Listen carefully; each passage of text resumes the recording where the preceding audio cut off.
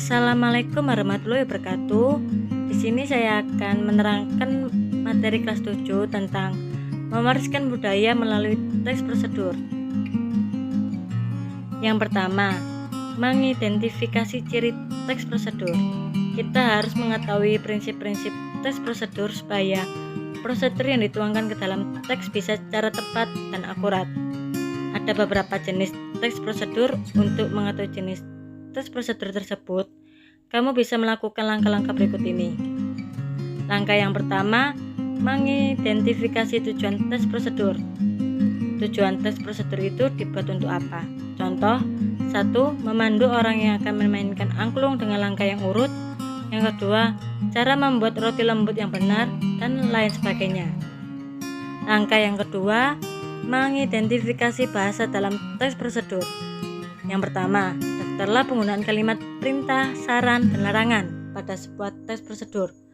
Contoh, ambil 5 potong akar kelapa hijau masing-masing 4 cm. Yang kedua, daftarlah penggunaan kata yang menunjukkan ukuran. Contoh, 600 cc air 4 cm, dan lain sebagainya. Yang ketiga, daftarlah kalimat yang menunjukkan panduan cara melakukan kegiatan secara akurat. Contoh, rebus dengan ancur yang telah dibuang bijinya sehingga air tersisa 300 cc. Langkah yang ketiga, mengidentifikasikan jenis teks prosedur. Dari segi tujuan teks prosedur adalah memandu orang untuk bisa melakukan sesuai prosedur untuk menghasilkan atau melakukan sesuatu berdasarkan tujuannya. Teks prosedur dibagi menjadi 3 jenis, yaitu jenis yang pertama, teks prosedur untuk memandu cara menggunakan atau memainkan suatu alat. Yang pertama, cara memainkan suatu alat musik. Yang kedua, cara menggunakan alat. Jenis yang kedua, teks prosedur untuk memandu cara membuat. Ada bahan, cara, dan langkah-langkah. Jenis yang ketiga, teks prosedur untuk memandu cara melakukan sebuah kegiatan. Yang pertama, cara menari, dan yang kedua, cara melakukan senam. Ciri-ciri teks prosedur. Panduan langkah-langkah yang harus dilakukan. Yang pertama, aturan atau batasan dalam hal bahan atau kegiatan dalam melakukan kegiatan. Yang kedua, isi kegiatan yang dilakukan secara urut. Jika tidak urut, berarti disebut sebagai tips.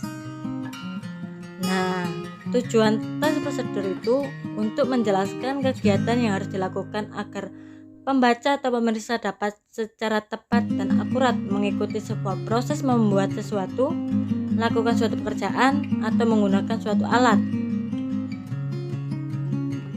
Dan ciri bahasa yang digunakan, kalimat perintah karena pada teks prosedur pembaca berfokus untuk melakukan suatu kegiatan.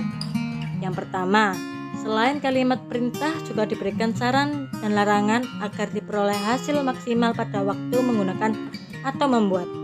Yang kedua, penggunaan kata dengan ukuran akurat, semisal sebagai contoh, 1/4 tepung, 5 buah rimpang kunyit. Yang ketiga, menggunakan kelompok kalimat dengan batasan yang jelas. Contoh, rebus hingga menjadi bubur, lipat bagian ujung kanan sehingga membentuk segitiga sama kaki. Nah, itu beberapa materi yang saya bisa terangkan. Semoga bisa bermanfaat. Wassalamualaikum warahmatullahi wabarakatuh. Terima kasih.